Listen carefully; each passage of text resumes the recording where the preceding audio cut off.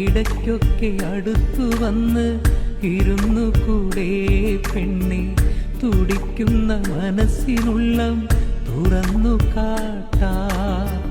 മറക്കില്ല മരിക്കുവോളം മനസ്സിനുള്ളിൽ നിന്നെ അടയ്ക്കാതെ തുറന്നു വയ്ക്കാം നീ വരുമെങ്കിൽ.